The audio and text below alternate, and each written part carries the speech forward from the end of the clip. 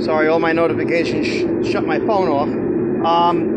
So anyway, I went on talking a lot. So ultimately, it's very clean in here because I use the honer. So because it's clean, it's not going to really come up forward because there's a parting line in the pipe and the inside, and it's pretty rough casting inside there. So I just don't think this bearing is going to be able to go forward. It definitely can't go past this, but it would be a miracle.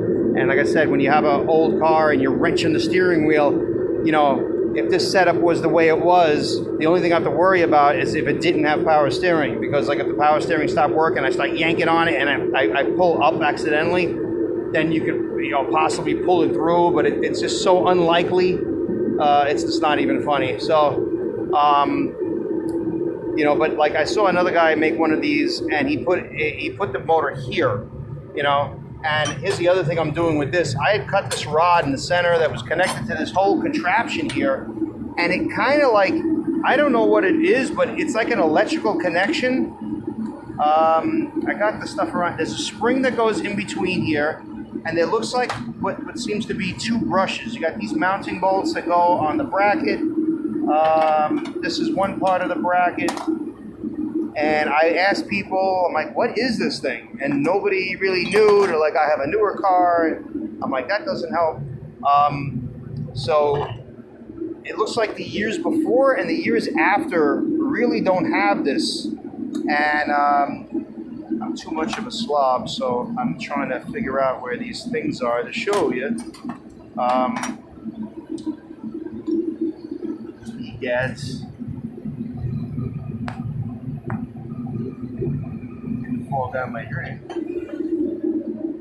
Come on.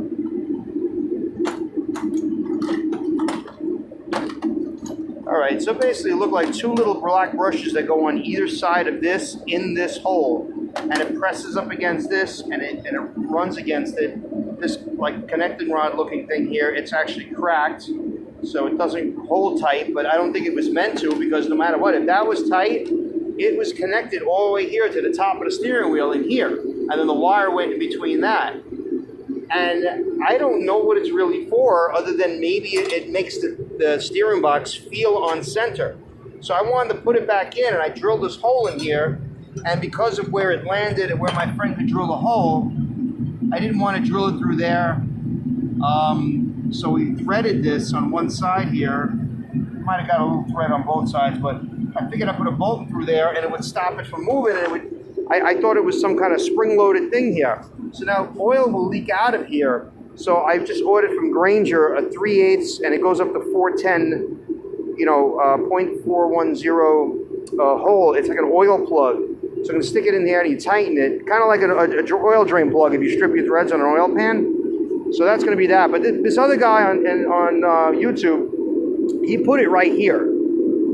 And, okay, fine, that's ingenious. You don't get to see it on the inside, but I believe I saw a horn button on the bottom of the dashboard. That bothers me.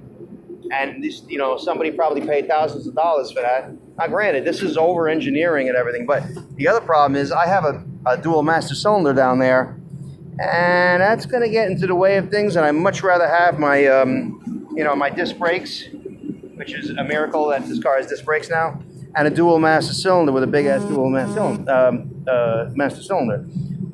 So I like this idea of having this. Like I said, I got to eventually get to the 12-volt stuff. But this is going to be pretty cool, and I really wanted this to be on the inside because every single car that has electric steering, this motor is on the inside, not on the outside.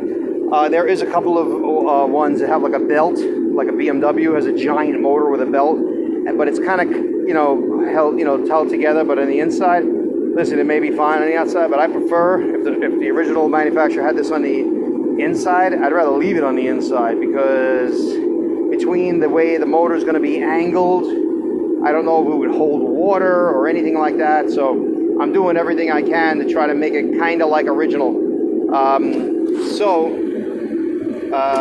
That's that. This would end up being right around here.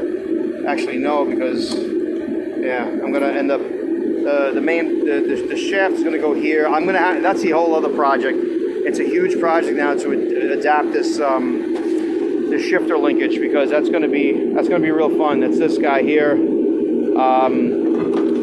even just to figure out where to cut it, because you want it to be in the right place, because that's like a square at the end that a linkage piece goes onto, somewhere around here. But ultimately I gotta cut it, and it's gotta stop somewhere, and it's gotta go up and over the motor and then on the other side. But at least right now, once I get this plug in, I mean, I could probably put the plug in the car, but I think it'd be easy to plug it with here and then fill it up with oil and see if it leaks out. But I got to cover this guy up here, because I wouldn't have done this then, because now I'm going to leave out that shaft. I would have liked to have just put the original the horn switch back in, or at least a cover on here. I probably jumped a little too quick on there. So, all right, my phone's running out of messaging, so size, so I got to upload these, and I'll have another video soon.